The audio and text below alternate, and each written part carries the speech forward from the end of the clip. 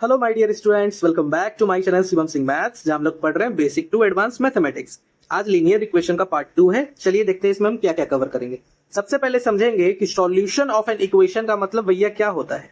ठीक है, इसका मीनिंग हम समझेंगे। उसके बाद समझेंगे how to solve an equation, मतलब इक्वेशन को कैसे सॉल्व करते हैं। ठीक है, चलो तो तुम लोग फटाफट कॉपी पेन निकाल के बैठ जाना, क्योंकि इसको आज हम निपटाने वाले हैं। तो एक बार मैं रिवाइज करवा देता हूं तुम्हें। ठीक है, चलो देखो यहाँ पे कांस्टेंट मतलब क्या, फिक्स्ड वैल्यू। वेरिएबल मतलब क्या, ऐसा वैल्यू जो हमेशा चेंज हो जाए। अच्छा, टर्म्स देखो, ओनली वेरिएबल एक टर्म हो सकता है, ओनली कांस्टेंट एक टर्म हो सकता है, या कांस्टेंट मल्टीप्लाई वेरिएबल एक टर्म हो सकता है, या वेरिएबल मल्टीप्लाई वेरिएबल एक टर्म हो सकता है। ये तो थे हमारे टर्म्स। अब समझते हैं एल्जेब्रिक एक्सप्रेशन। एल्जेब्रिक एक्सप्रेशन क्या है बच्चा, कॉम्बिनेशन ऑफ टर्म्स। जैसे देखो, ये एक टर्म, ये एक टर्म, ये एक टर्म, इसे हम कंबाइन करके लिख दिए, मतलब ये क्या बन गया, एल्जेब्रिक एक्सप्रेशन।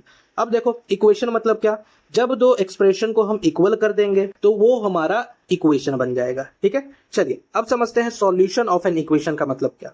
अब बच्चा तुम यहाँ पे अब जब सीख जाओगे क्या, वैल्यू फाइंड करना वेरिएबल का, यानी इक्वेशन सॉल्व करना, तब तुम यहाँ पे कह पाओगे कि सॉल्यूशन ऑफ इक्वेशन का मतलब क्या होता है।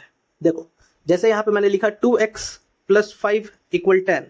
ठीक है, तो यहाँ पे सॉल्यूशन ऑफ एन इक्वेशन का मतलब बस इतना है कि ये जो वेरिएबल का तुम वैल्यू फाइंड करोगे ना, इसका जो वैल्यू आएगा उसी को हम बोलेंगे solution of an equation. Clear, चलो अब समझो how to solve an equation.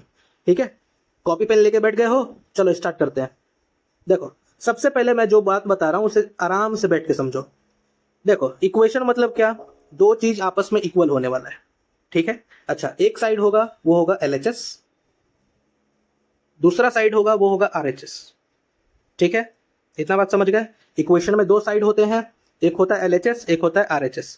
अब देखो इक्वेशन को सही रखने के लिए, सेम रखने के लिए, जो भी चीज हम LHS साइड करेंगे सेम चीज RHS साइड करना पड़ेगा। जो चीज हम LHS साइड करेंगे सेम चीज RHS साइड करना पड़ेगा। लेट सपोज तुम यहाँ पे +1 कर रहे हो तो RHS साइड भी +1 करना पड़ेगा। लेट सपोज तुम यहाँ पे -1 कर रहे हो तो RHS साइड भी -1 करना पड़ेगा। लेट सपोज तुम यहाँ पे मल्टीप्लाई 2 कर रहे हो तो इधर भी मल्टीप्लाई 2 करना पड़ेगा। अगर इधर तुम डिवाइड 5 कर रहे हो तो इधर भी डिवाइड 5 करना पड़ेगा।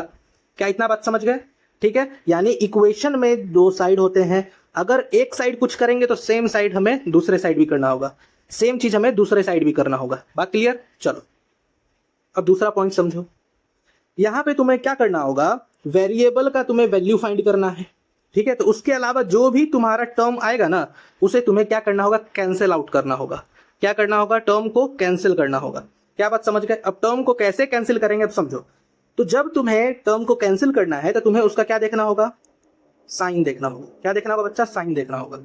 अच्छा कैसे साइन देखोगे, लेट सपोज वेरिएबल के साथ कुछ प्लस है, यानी कुछ प्लस में यहाँ पे टर्म है, या हो सकता है तुम्हारा वेरिएबल के साथ माइनस में कुछ टर्म है, हो सकता है तुम्हारे वेरिएबल के साथ मल्टीप्लाई में कुछ टर्म है। ठीक है, कुछ डिवाइड है।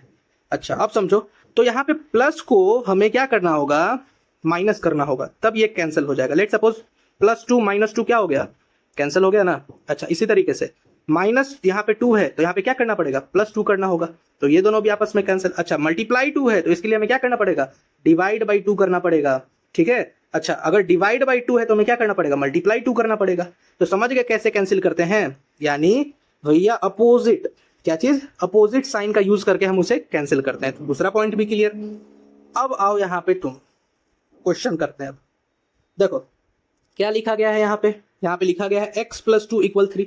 तो तुम्हें क्या करना है, वेरिएबल का वैल्यू फाइंड करना है, तो लिखो x + 2 = 3। अब देखो मैंने क्या कहा था कि वेरिएबल के बगल में जो भी टर्म होगा उसे कैंसिल आउट करना है। तो वेरिएबल के बगल में ये एक टर्म है ना, तो इसे कैंसिल करने के लिए हम क्या करेंगे, इसका अपोजिट यानी -2। तो जो चीज हम इधर करेंगे सेम चीज हमें इधर भी करना पड़ेगा, तो इधर भी -2 करो। ठीक है, तो क्या हो जाएगा x, अब देखो यहाँ पे ये दोनों तो कैंसिल हो गया, तो x = 3 - 2 कितना हो जाएगा बच्चा, हो जाएगा 1। तो ये रहा तुम्हारा इस इक्वेशन का सॉल्यूशन। ठीक है, चलो एक और समझते हैं। जैसे यहाँ पे लिखा गया है 2x मतलब क्या होता है, 2 × x। ठीक है, तो चलो लिखो इसे, 2 × x + 1 = 0। तो पहला टर्म तुम्हें क्या दिख रहा है, ये यानी +1, तो तुम्हें यहाँ पे क्या करना होगा, -1, और इधर भी सेम चीज करना होगा, -1।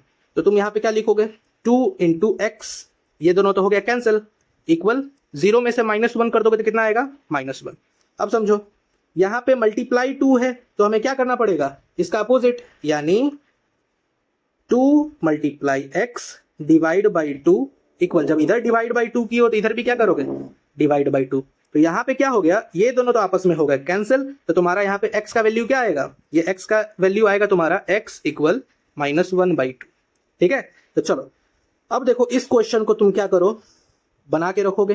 ठीक है, ये क्वेश्चन मुझे उम्मीद है पक्का तुमसे बन जाएगा। ठीक है, तो इस क्वेश्चन को ट्राई करके रखो। चलो मिलते हैं नेक्स्ट वीडियो में, बाय।